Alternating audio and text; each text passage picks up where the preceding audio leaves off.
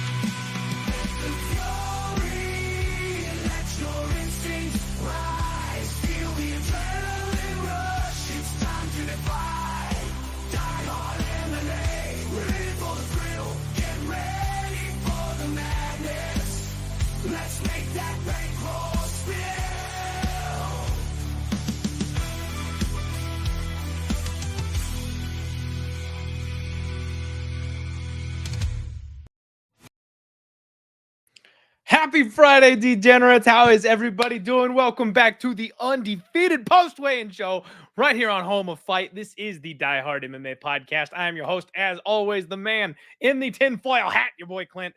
And I am dragging today. I know it was a pretty decent intro, but whoo, guys, I am exhausted. This has been the week from hell, and I completely forgot to do my total takedown this week because I was up late watching Bellator, and I was sweating bullets through Bellator because nothing came easy. I want to give a quick shout out to none other than Liz Carmouche. We cashed a round 3, 14-1 prop with her with 10 seconds left on the clock, and it saved the whole night. It was glorious. It was amazing. I'm exhausted. I need a weekend. It is one of those days. And on top of that, it is not helping the current MMA news cycle. Guys, this isn't the podcast episode. This is the Friday Undefeated Post-Weigh-In Show. I come on here and I watch the fighters weigh in, and I use all the info that we've gotten throughout the course of the week, and I give you guys my final reads on these things. But what the hell has been going on in the last couple of days? Like, the entire sport is turned upside down. We lost Whitaker versus Chimaev. We got the co-main event pulled off of this card to make a fight for the main event next week. McGregor is off. We lost UFC 303. They rebuilt that card almost entirely. And then this morning, we lost the best fight left on this card. Josh Van is no longer taking place on this weekend's card. I am so pissed off. Not only because I had a bet on Van and I was beating the line move on Van, but because this card is ass. There's nothing to watch on this card. I'm excited for the main event. Oh, and you know what else? This card, because we are featuring an Asian main eventer, they have moved it way down the line. The main card starts at 4 p.m. Not the main card, sorry, the prelims. The entire UFC card is starting 3-4 hours later because they want Taira fighting when Japan can watch him compete. So it's going to be late for all of us. And normally speaking, guys, no problem. Put the wife to bed, put the kid to bed. I'll stay up watching fights with a fresh bottle of Fireball. Not an issue, right? I'll hook up with my boy Keg. Maybe I'll go back on Pub Sports Radio, see if anybody wants me to jump on live. We'll have ourselves a night while everybody's sleeping, right? Not a problem. It's Father's Day.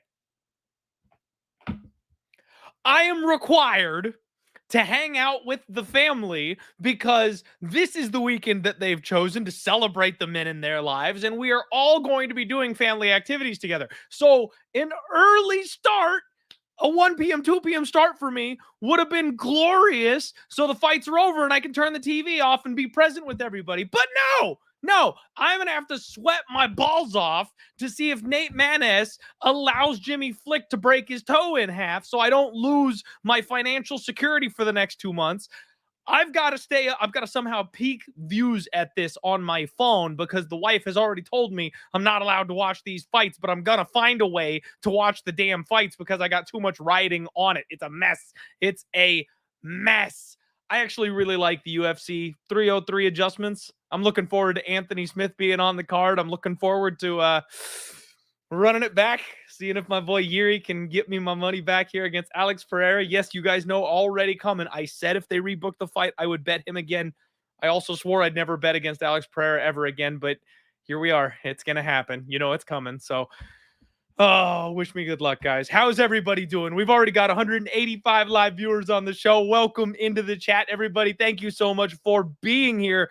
Let's do what we can to break down what's left of this embarrassment of a card. First fight of the night, Josephine Knutson, which, by the way, I listened, and that's how they pronounce it, so I'm going to try and copy that, even though it doesn't sound right. Knutson is 114.5 today. Polastri came in at 116, and Josephine was absolutely stone cold on the scales today. She was very, very intense, looked very strong, solid flex. You can see the fire in her eyes. You love to see it. Very big smiles from Julia Polastri, relaxed, nothing really too notable there. This was a very intense stare down, guys. Very intense stare down. Polastri was kind of smiling it off, but Josephine was like getting right up in her face, trying to like lean in. Jeez, I got hiccups all of a sudden. That's not good for a podcast. Knutson is absolutely amped up and ready to go for this fight. She does have a size advantage. She is taller. We knew that was going to be the case coming in here. I find it interesting that there's been so much tug of war here on this line. Frankly, I thought Josephine was going to start to run away as one of these favorites that everybody was piling in on, but I've heard far more love for Julia Polastri this week than I really expected to. And frankly, that makes me feel more comfortable with Josephine because you guys know how I am, right? When everybody's in the same boat, the ship sinks, right? There's too many of us. It never works out. It doesn't go well. This is low-level women's MMA, but I definitely like Josephine Knutson in this spot over Julia Polastri. She is part of my action this week. If you guys are new or you haven't been paying attention, I used the anchor strategy this week. I've got one fighter that I've tied to almost every single other play that I have on the board, and I've got a parlay with Knutson and Maness in this spot. Gosh, I'm having such a hard time with Knutson. I am going to have to practice that. Knutson is stuck in my brain.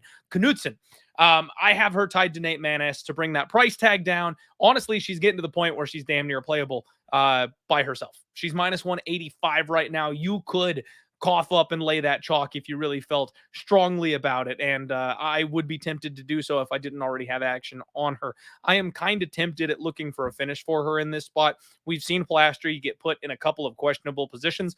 She's very slow. She's very hittable. She's very counterable with the ground and pound. I feel like Josephine might finally try to make that kind of a statement in this kind of a fight where it's her UFC debut. The other girl's UFC debut. Gosh, I'm all over the place. I told you guys I'm tired. I'm sorry. So I'm going to be looking at maybe taking flyers on like the round 2, round 3 props on Josephine Knutson, and hopefully she can do what Liz Carmouche did and go ahead and get me that cash. We'll see if I end up doing that or not, though. But I do have a money line bet. Melquizael Costa comes up next, taking on Shailan Nordon-Becky. 145 for Costa, 145.5 for Nordon-Becky. Melquizael looked fantastic on the scales. He always does something fun with his hair. Insane the amount of color that he gets to use there. I'm jealous I never got to dye my hair. My dad wouldn't let me when I was young, and then by the time I was old enough to do it myself, it was already starting to go. So missed opportunity. I need to go over to what is it, Turkey, where they're all getting the hairlines done. I get this bad boy fixed. I already told you guys, if I hit a big parlay, if I can hit for like 60 grand or something like that on a parlay, that's what's happening. That's paying for a flight, that's paying for the hair transplant. We'll get the damn thing done. Has yet to happen though, but we'll keep trying. Shailan is jacked. He is a little muscle fire hydrant. We've talked about him before. Tall and lanky, skinny Costa versus short, broad, squat, Shayilan Nordbecki. They went forehead to forehead for a minute. It was respectful, but it was also very intense. I like those kinds of face-offs. They had to be separated just a little bit.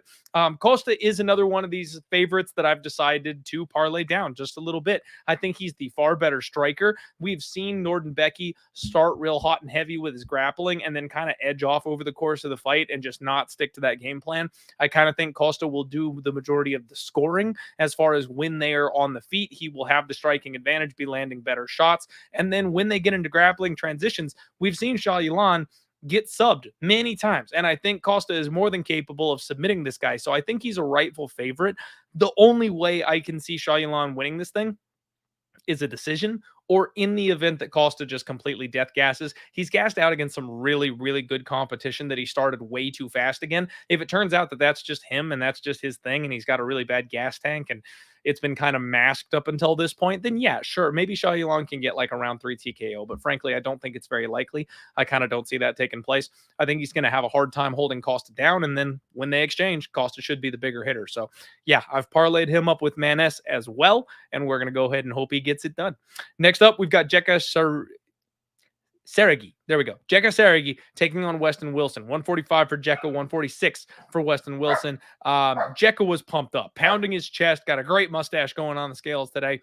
Weston Wilson, very strained smile. Zelda, no, you don't want Weston Wilson. I promise you, you do not want Weston Wilson this weekend. My God, what are you thinking, dog? We cannot trust her.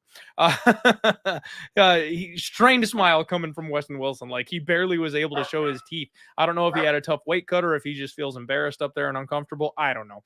Big height disadvantage. This entire card, guys, I've talked about it before where there's some parity as far as how they match these fights up, but this card specifically, it's like giants versus bitty guys. There's like 4 different fights on this card where somebody looks like they're 2 weight classes larger. It's all these tall ass lanky dudes. Really weird matchmaking that they all ended up on the same card together like this. Weston Wilson might be able to submit Jekka. It's theoretically possible, but Jekka is strong. Jekka is explosive. Jekka hits really hard, and Weston Wilson really kind of has to grab a neck. If he doesn't grab a neck, and if he doesn't do it early, he probably isn't going to, and he doesn't have a chin. He doesn't have a well-rounded MMA game. He's got this like long, explosive karate-style striking, so theoretically he could knock out Jekka as well, but I think that if they're going speed for speed, Jekka's probably going to win that battle as well. So I got to go with Jekka. It's got to be Jekka inside the distance. But this is not without fear because Weston Wilson, even though he's bad, I don't think Jekka's very good either. And I have talked about that. Now, I did parlay Jekka. I've got him in a 3-legger because it's the chalkiest price tags on the board. So it wouldn't hurt significantly if Jekka went down, but it would still suck. I would still prefer him to win this fight. And I do think the UFC is trying to set this up, considering Weston Wilson is coming off of back-to-back KO losses. They're trying to give another guy that they're trying to hype up and make something of another easy win to kind of get him rolling here in the UFC. I think they can tell that he's not ready for that next level yet. So they're giving him guys that, frankly, shouldn't be here. Weston Wilson is only going to have maybe one more fight in the organization, and then he'll get cut. Win or lose this week. If he has one more fight, I think he's probably done after that. So yeah, it's Jekka. It's probably Jekka by KO. Dogs are barking, but I don't think we should listen to them in this case. Gabriela Fernandez takes on Carly Judice. We got 126 for Gabriela, 125.5 for Carly.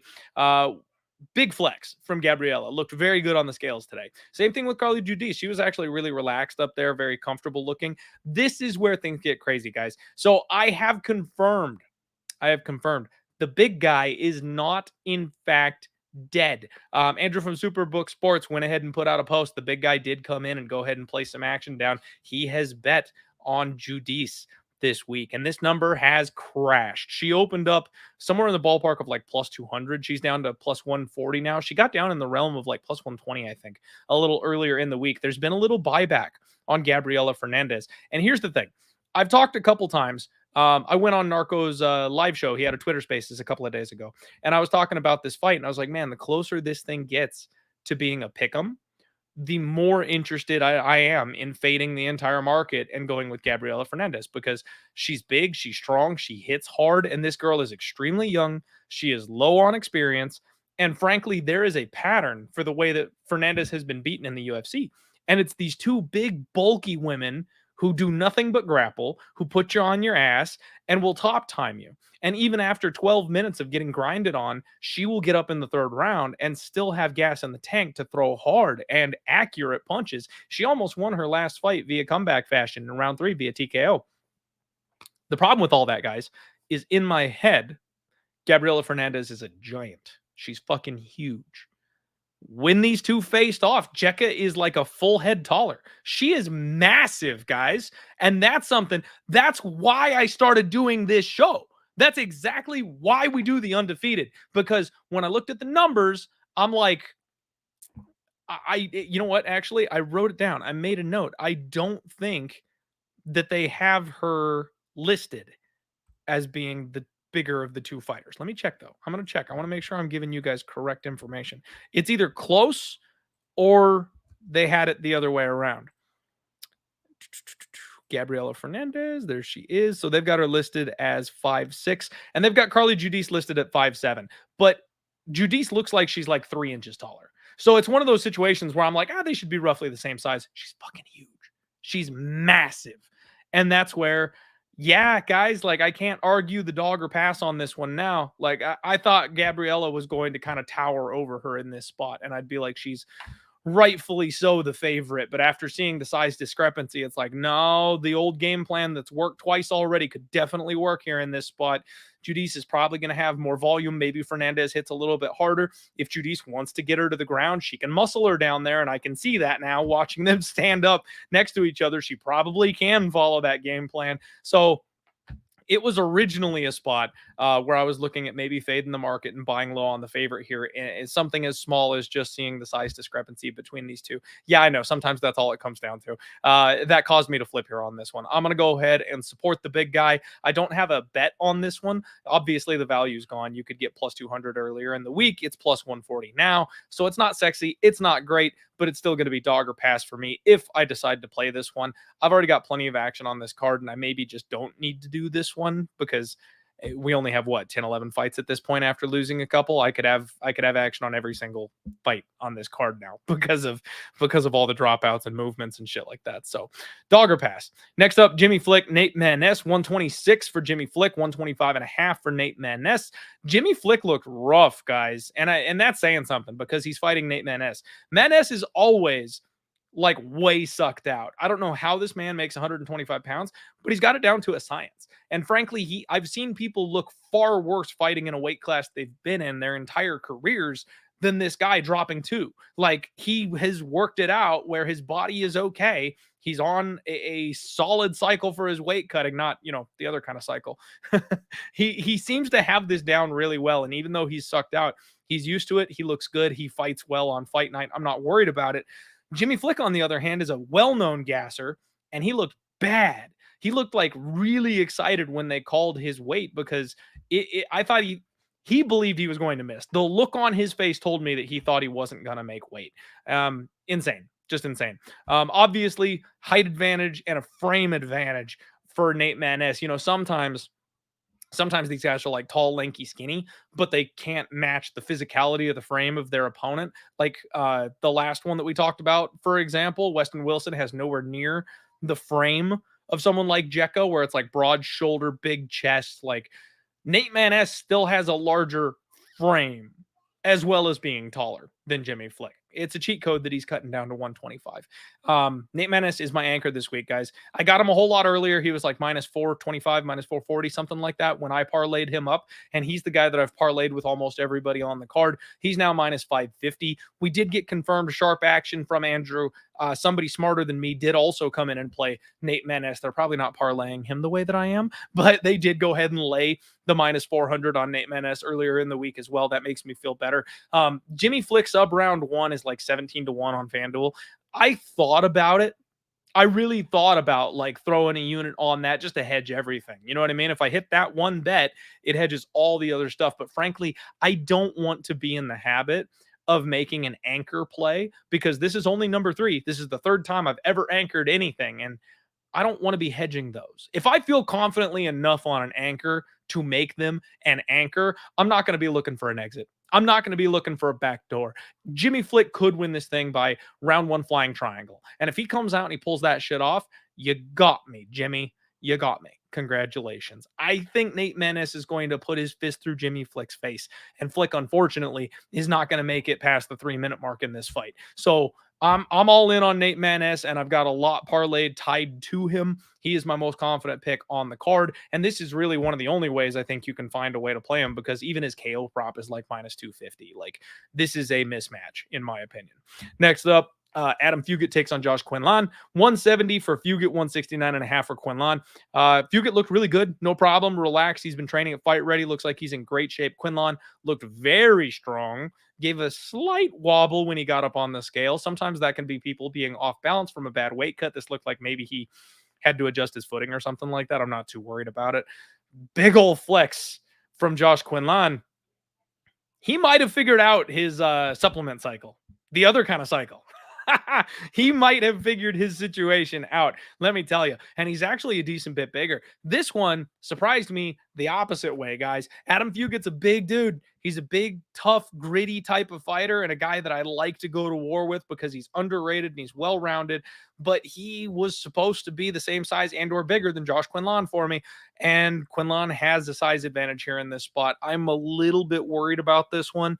I think Adam Fugate's the better grappler. I think he will end up having more volume. Josh Quinlan obviously will have a speed advantage, but we know speed kills, and that's an angle that I like to take myself. I do have a little bit invested here on Adam Fugate, not a ton, and I'm not happy about it at this point. The line has kind of stayed pick'em. They've stayed hovering ever so slight plus money on Adam Fugate, and I'm seeing way too much support for Adam Fugate in the betting community, guys. Fugate is my guy. Fugate is an underrated guy that people don't appreciate his skill set. When you get everybody and their mom piling in on a plus 110, plus 105 underdog, and they're all on the same page that he should just run through this guy because the other guy's a bum. He's an absolute bum. They're not seeing the upside that I'm seeing. They're trying to fade the other guy because of what they saw last time. And Quinlan got his ass kicked in his last fight by a very good prospect. I'm nervous. I'm nervous that Fugate has been mushed by the betting community, and I'm very scared about this pick. I might want to hedge off of this in some way, shape, or form. Quinlan, when he is on his right stuff, hits like a truck. He hasn't looked very good since his debut, and he knocked out the chinniest guy in the division. But I've got bad hairs on the back of my neck for this one. So if you guys haven't bet Adam Fugate, maybe don't, or maybe just like cut it in half. Like, I'm already in. So I'm probably just going to diamond hands this thing and let it ride and see what happens and hope my guy can get it done and hope Fight Ready can carry me to a decision here. But I'm not nearly as bullish on it as I was on Monday. I'll tell you that. Asu Almabay takes on Jose Johnson up next. The big surprise today, second biggest surprise actually, because the big surprise was Tagir Ulanbekov bitching out of the fight and not making weight. Son of a bitch. I wanted that Josh Van money so bad. But second biggest surprise is that Jose Johnson actually did manage to cut down to 126 pounds today, and he looked pretty good doing it. He's skinny cut, obviously, not a well-muscled guy or anything like that, but I'm really not sure where the weight came from. He came down a whole 10 pounds here, and that's pretty insane. His opponent, Asu Almabay, no issues. Very strong flex. Looked very relaxed on the scales today. I love this kid. You guys know that. Asu is rocking the hat. Last week, we went to war with the Brazilian lesbian and neck tattoo theory, and that has not let us down. This week, it's the hat. If you bring a special hat to war with you, your chances to win are up by like 45% just by rocking your native hat there. So Asu Almabay already on my card. He is the other leg in that three-legger that I mentioned before, where I've just got the one play. It's Jekka, Nate Maness, and then Asu Almabay to get close to even money in this spot. I do think this fight could be a little tougher than the minus 600 number probably implies, because he's taking on a big dude. Jose Johnson knows how to grapple. He knows how to scramble. We saw him in his last fight where he did get into a big-time scrambling match, and deep in round 3, he was able to find that finish. But I think Asu Almabay is a more technical grappler. I think he's a better wrestler, and I think that he will get the better of Jose Johnson in those grappling transitions. I do think eventually Asu Almabay will find his way to a sub in this spot. Jose Johnson's size bully-ish may overwhelm him. That's totally possible. But I think in round 2 or round 3, like Asu will just be able to get to like a side control or get to his back and get to a rear naked choke or something like that. I think eventually the sub will end up being what comes through regardless, because Jose Johnson is more than willing to play on the ground. He doesn't have great balance. Even if he's striking long to try to keep this guy at range, he could just tip over, lose his balance, that kind of thing. And then we're on the ground scrambling, and I'll take the better wrestler. I still think Asu Almabay wins, guys, but I also don't think he's going to dice Jose Johnson the way this number would imply that he should. I do think he'll win. I do think he'll probably finish, but I don't know that it's going to be super easy, if that makes sense.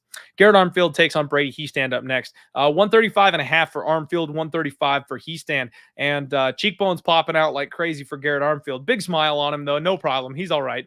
Brady Hiestand, eyes sunken in a little bit. I talked about this, I think, last week, where some people are just built that way, myself included. I got these big baggies under my eyes. It doesn't matter if I had a good night's rest or a bad night's rest. You know, working on overtime for 2 straight weeks or on vacation, I always have these damn bags under my eyes. So I think Brady might be one of those as well. So I'm not too worried about him, but he gave a big solid flex, and Hiestand is larger by a decent clip here, guys. I've always said that I think Garrett Armfield is getting a little bit of a push from his last fight. People expected him to be a bum. He came out and had a great performance, and now here he sits the favorite in this spot. I don't know that he necessarily should be. Hiestand is huge, and on top of that, he took his shoes off. So, like, he's bigger than his opponent barefoot. His opponent wearing shoes, and he still outsizes him here. There's a big grappling disparity in this spot. I am not convinced that Garrett Armfield has improved his cardio, and that was the big knock on him before, right? He fought a guy that has been meh in the UFC so far. Now he's fighting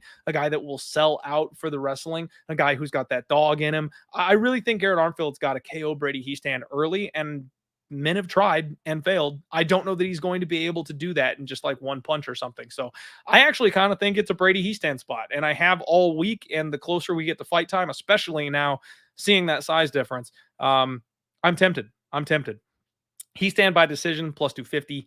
Hiestand by sub 9-1. I don't know which of those I would prefer to play. Probably decision is maybe the lean here in this spot, but you never know. You know, when people get tired, they tend to fall apart down the stretch. So maybe we look at a round 3 or something like that. But I kind of like Brady Hiestand here in this spot. And speaking of which, I got to figure this out before the end of the stream. I've only got 1 or 2 fights left to go before I got to pull the trigger here. We lost Josh Van, guys, so I don't have a Link Memorial Dog of the Week. So I'm going to have to proclaim a new one before the end of this show here. Lucas Almeida takes on Timothy Cuamba. 146 for Almeida, 145 for Cuamba. Almeida looked really good, intense on the scales today. He gave a solid flex up there. Timothy Cuamba looking confident. Did the duck mouth thing, though. I don't know. Almeida does have a size advantage here in this spot. Timothy definitely the thicker of the two guys. And I'm seeing a lot of love for Tim this week. A lot of people are just ready to pile in on this guy. He lost handily on the Contender Series. He lost his UFC debut. It said split. It was like all the Bellator fights. They called it a split because one judge had his head up his ass. Never should have been a split. He got his ass whooped on his UFC debut, and all he did was get his jab faced off. The guy is low volume. He doesn't keep a pace. He struggles in the grappling department, and we've got tape on him going to a weaker level of competition and giving up bad positions and getting choked out. Now he's in the UFC, and you look at his Instagram and all of his like training footage and stuff like that. I'm sure that he's grappling. I'm sure that he's working other parts of his game. I really am. But it's him and the same pad guy. Just over and over and over and over. It's only him and this same dude carrying pads for him. And he's just working on combos. And that's great that you've got a coach that's going to work that closely with you.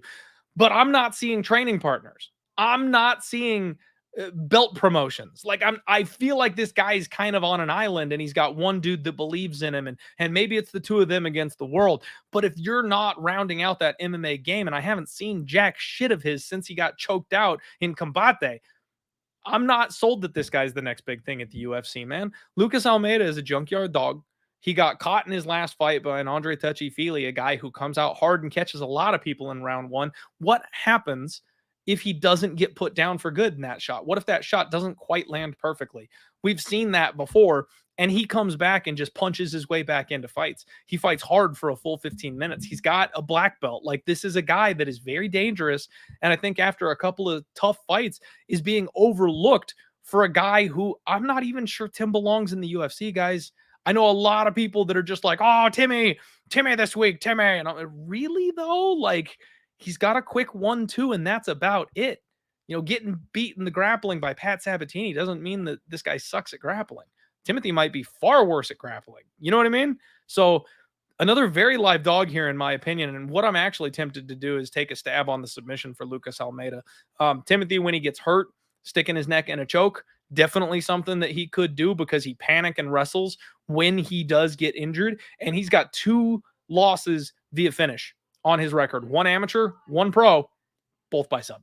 That seems to be, you know, when this guy doesn't have things going his way, when he's not the hammer, when he's not pounding people out, he gets caught and he gets tapped. So I'll be looking at Lucas Almeida sub at 11-1. I'll be looking at Lucas Almeida sub 2-3, especially because I definitely think that as this fight continues on, that's where it'll come.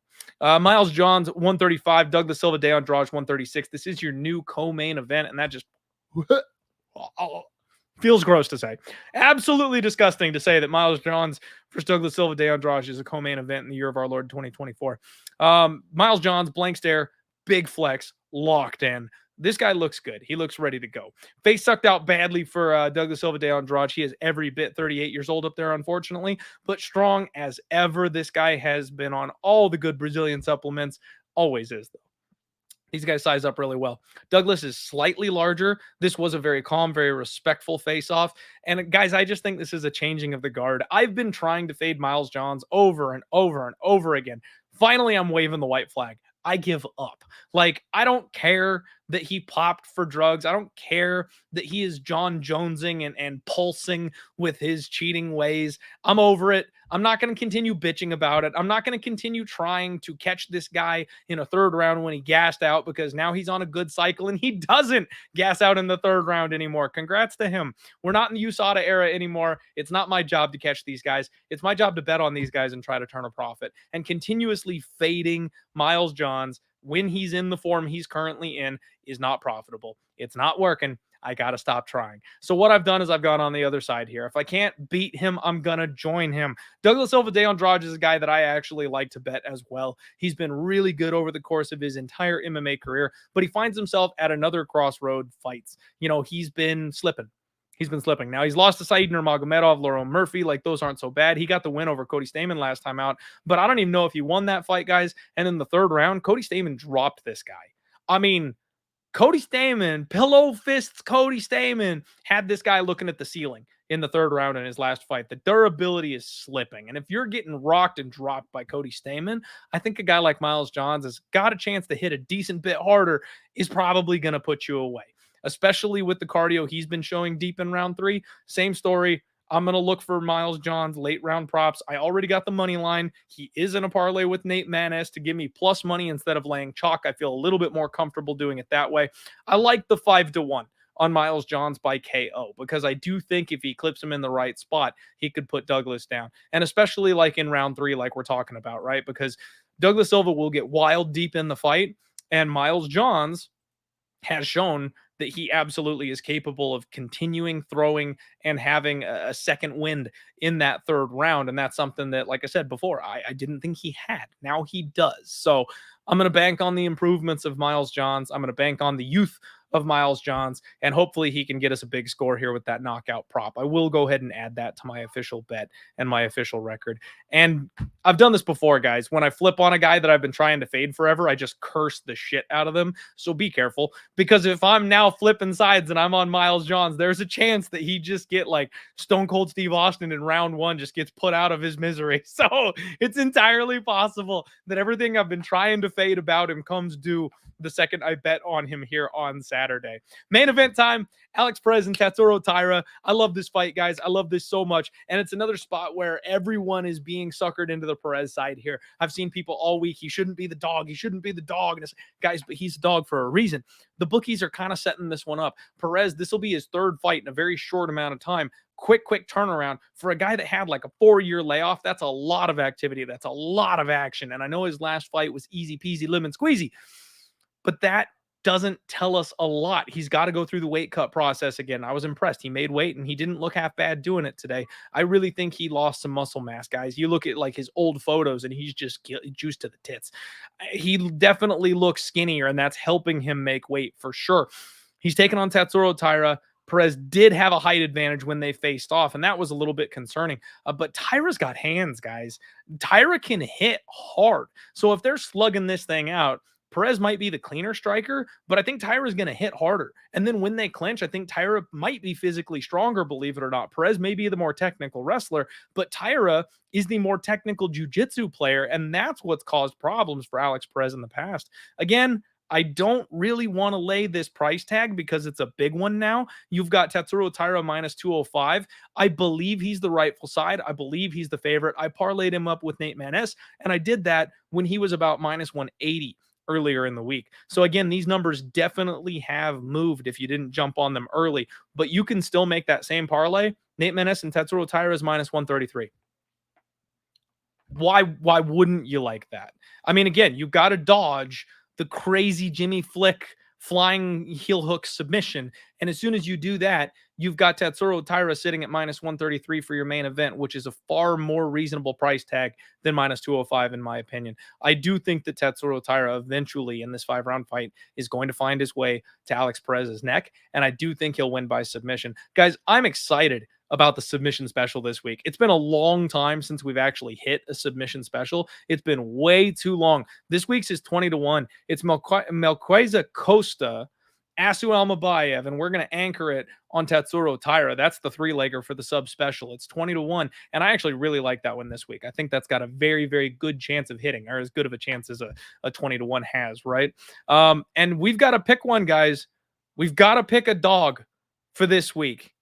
We've got to pick a dog. And you know what? I left it up to you guys last time to help me pick a dog. And you know what? Y'all were wrong. We cost Link a couple units on his record, the Link Memorial Dog of the Week, because I let you guys be the ones who made the decision. And you know what?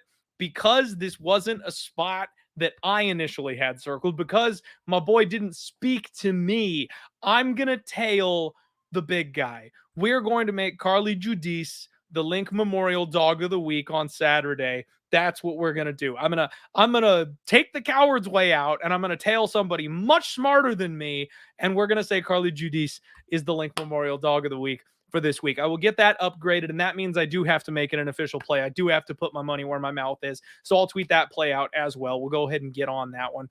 I was very tempted, you guys. Very tempted. Brady Hiestand and Lucas Almeida both probably are going to get bet as far as being added to my card, but I couldn't decide between them as far as who I wanted for the Link Memorial Dog of the Week. So we're just going to take the coward's way out. I apologize. I know I'm a terrible person for doing that, but when I'm tired and I'm not thinking straight, it is what it is. We just gotta survive this week. All right. And then we'll get back on track with me making the Link Memorial Dog of the Week picks. That is the Undefeated Post Weigh-In Show, you guys. And hopefully we see Josh Van get a seat at UFC 303 after a Khabib-trained fighter pulled out, missed weight, and was scared to fight him. I hope they get him a fight, and they put him on a big showcase because that kid absolutely deserves it. He's going to be special. He's going to be special. And it's going to be interesting to see how these next couple of fights play out. You guys are not going to want to miss Monday. Get your asses in here on the podcast on Monday. I've got a great guest coming for you. Oh, one more thing. Almost forgot. Folks, we just wrapped up the Gauntlet 2. If you haven't heard about it, I've talked about it a bunch of times, but if you missed it, we gave away $600 on Bet Openly. If you haven't signed up for Bet Openly, please do. Link in the description below. You're going to want to get signed up so you can be in the next one. I've already gotten confirmation that we can run the Gauntlet 3. $600 in prizes, $50 bankroll challenge. All you've got to do is sign up and have $50 in your Bet Openly account, and it's a 6-week MMA betting challenge. Now, we just gave away, like I said, $600 in prizes a couple of weeks ago. We're going to launch the Gauntlet 3 at UFC 303. That's right. We are running it again. It's right around the corner. So get signed up, get $50 in your account, and then make sure you've got a Twitter so you can jump on and give me the plays that you're in, because I have to track all those manually for the contest. But we are absolutely doing it. And your boy, me, the host, the man who runs the contest, I got second place in this $50 bankroll challenge. And you know what that means? I got $200, 200 big ones myself for the contest. You guys got to beat me. That's part of the deal, right? I have no problem winning my own contest and taking the money for myself. But I'm a man of the people. I'm not just going to sit on it. It was a giveaway. We're supposed to be giving the money to you guys. So for UFC Vegas 93 this weekend, I'm going to run a free contest also on Bet Openly, where you're going to pick your fighters. We might do totals, actually. Now that I say that, we might do totals, but it's going to have a $200 prize pool. So we're going to be open to all the diehards, free sign up. I'll set it up. I'll get the code put out there. And all you're going to do is either, probably totals now that I've said that, pick overs and unders for UFC Vegas 93. And whoever wins is going to get that $200. My $200 that was for winning the Gauntlet 2, I'm going to roll over and just have a free awesome prize pool for you guys tomorrow on Saturday. So if you want a shot at a free $200, please get signed up on Bet Openly so you can come compete with some other diehards and win some free cash. That's what it's all about. Do what I can for you guys. Man of the people right here. All right, guys. Have a wonderful evening. I will get all that stuff posted up sooner than later. Thank you for being here. Hit the like button for me, please, if you haven't already. I'm giving away another $200, guys. Come on, hit the damn like button. We'll see you guys tomorrow. Good luck on all your degenerate action. Let's roll.